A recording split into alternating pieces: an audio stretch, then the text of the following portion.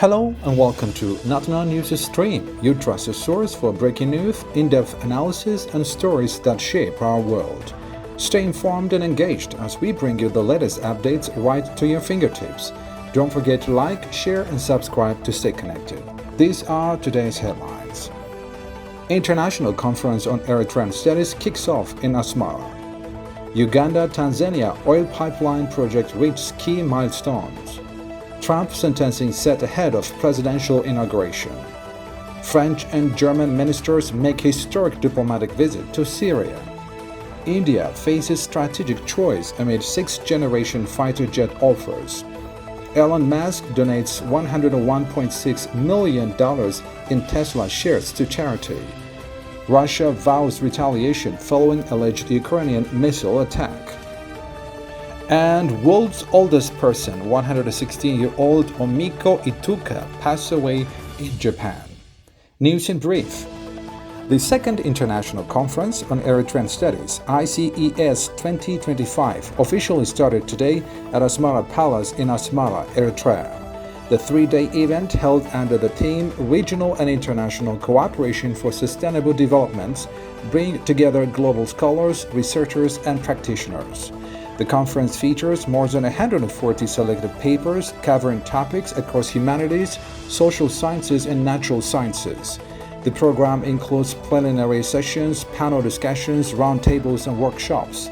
The keynote addresses was delivered by Eritrean Ministry of Information, while Dr. Halima Mohammed, chairperson of the organizing committee, welcomed participants. Morning sessions explored topics such as applying science and technology for development, wind engineering for resilient infrastructure, and digital tools for heritage preservation in Massawa. Participants expressed hopes that the ICES 2025 conference would contribute valuable insights for sustainable development in the region. This is according to the Ministry of Information of Eritrea. Uganda's Minister of Energy and Mineral Development, Ruth Nakarabirwa, has confirmed that the construction of the East African Crude Oil Pipeline, EACOP, remains on schedule. The $3.55 billion project connects Uganda's Albertine Graben oil fields to Tanzania's seaport of Tanga. According to the minister, 1,100 kilometers of pipeline have been delivered to Tanzania with critical milestones such as thermal insulation plant completion and pipe delivery achieved. China Petroleum Pipeline Engineering Company, the project's contractor, began work at multiple sites in 2024. Nakarabirwa further reported that over 10 kilometers of pipeline have been welded in Uganda, while 90 kilometers have been completed in Tanzania. The pipeline is expected to play a significant role in the region's economic development. Uganda discovered 6.5 billion barrels of oil in 2006, with 1.4 billion barrels deemed commercially viable. This is according to the Standard. Donald Trump is set to be sentenced on January 10 this year in his hush money case just days before his inauguration as president. Justice Juan Merchan indicated that Trump would receive an unconditional discharge without jail time, probation, or fines. The president-elect reportedly dismissed the judge's order as an illegitimate political attack and described the case as a wicked charade. Trump was convicted in May of falsifying business records to cover $130,000 payment made to Stormy Daniels during the 2016 campaign. Legal experts suggest Trump will likely appeal the conviction after sentencing. Justice Merchan noted that measures were being considered to avoid disrupting Trump's presidency while addressing his legal concerns. Trump is set to become the first convicted felon to serve in the White House. This is according to multiple reports. In a historic move, French and German foreign ministers have visited Damascus, Syria, marking the first high-level European diplomatic presence in Syria since the fall of Bashar al-Assad. French Minister Jean-Noël Barrot and German Minister Annalena Baerbock emphasized Syria's need for inclusivity and democratic progress. Barrot reiterated France's support for Syria's sovereignty and stability, while Baerbock called for a representation of all ethnic and religious groups in the country's governors. Both ministers met Syrian civil society representatives and underscored the importance of timely democratic elections. While engaging with HTS leader Ahmed al-Sahara, the ministers acknowledged HTS's controversial status but stressed the need for dialogue during Syria's transition.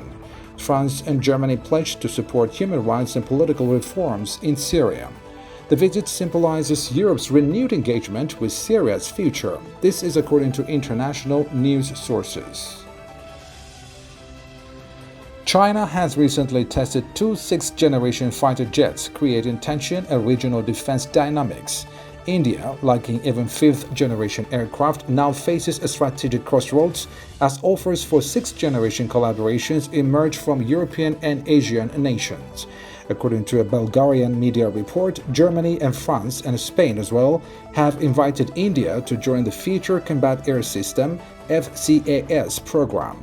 Similarly, the United Kingdom, Japan and Italy have extended an invitation for the Global Combat Air Program (GCAP). Both projects promise cutting-edge air defense technology and closer partnerships. Despite these offers, India has invested significantly in its indigenous Advanced Medium Combat Aircraft (AMCA) project. The project is envisioned as a fifth-generation Thales aircraft equipped with advanced avionics and supersonic missile capabilities, aiming to strengthen India's self-reliance in defense technology.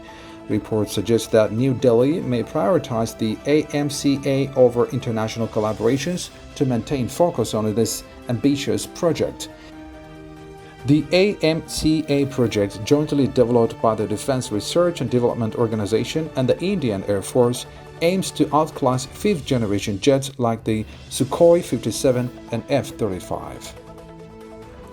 Elon Musk has donated 268,000 Tesla shares to various charities as part of his year-end tax planning, according to the regulatory filing dated December 31st. The filing did not specify the charities but noted that there is no current intention to sell the donated shares. The donation, valued at approximately $101.6 million based on Tesla's closing price of $379.28, demonstrates Musk's philanthropic contribution at the end of 2024. Despite this significant gift, Musk retains ownership of the 410.794 million Tesla shares. This is not the first time Musk has made large-scale charitable contributions. Over the years, he has supported causes ranging from renewable energy research to education and disaster relief. While the exact recipients of this latest donation remain undisclosed, the move aligns with his broader vision of supporting impactful global initiatives.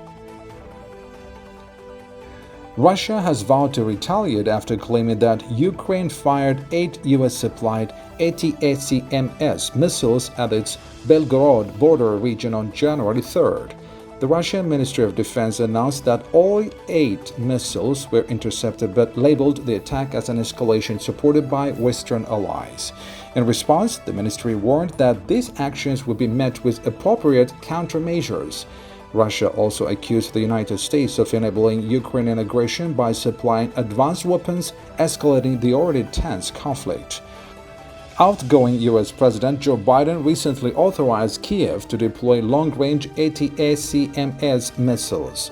While Ukraine has not commented on the attack, analysis suggests this move signals a strategic shift in Ukraine's military capabilities. The Belgorod region, located near the Ukrainian border, has frequently witnessed cross-border shelling. Russia's pledge to retaliate has heightened fears of further escalation in the conflict, which continues to draw international attention. Tomiko Ituka, recognized by Guinness World Records as the world's oldest person, passed away on December 29 at a care home in Ashiya, Hyogo Prefecture, central Japan. She was 116 years old. Known for her love of bananas and kalpis, a yogurt-flavored Japanese drink, Ituka was born on May 23, 1908.